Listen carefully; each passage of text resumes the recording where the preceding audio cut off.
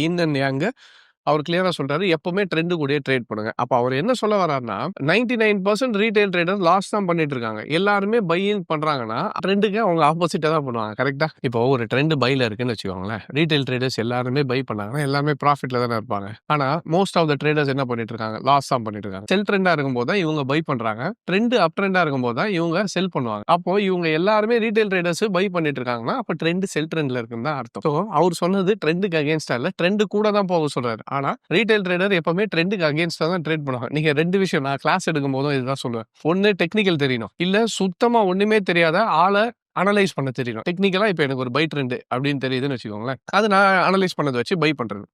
இன்னொரு விஷயம் என்னன்னு பார்த்தீங்கன்னா, சில பேர் இருக்காங்க ட்ரேட் பண்ணும்போதே பாருங்களேன், எப்போ பை போட்டாலும் அதுதான் லாஸ்ட் ஹையா இருக்கும். அதுக்கப்புறம் மார்க்கெட் கீழ விழுந்திருக்கும். சில பேர் இருக்காங்க செல் பண்ணாங்கன்னு வச்சுக்கோங்க. அதுதான் பாட்டமா இருக்கும். அதுக்கப்புறம் மார்க்கெட் மேல ஏறிட்டே போயிருக்கும். இது நெறைய பேருக்கு நடந்திருக்கலாம். இது சில பேருக்கு தான் ரெகுலராவே இத பண்ணுவாங்க. They go with their intuition rather than technical analysis. இந்த மாரி ஆளு வந்து என்ன பண்ணுவாங்கன்னா, இப்ப நான் என்ன பண்ணுவேன் தெரியுமா? இந்த மாரி இருக்காங்கன்னா, ஜஸ்ட் கேட்பேன். பையா? செல்லா? எனக்கு பைன்னு தெரியும்.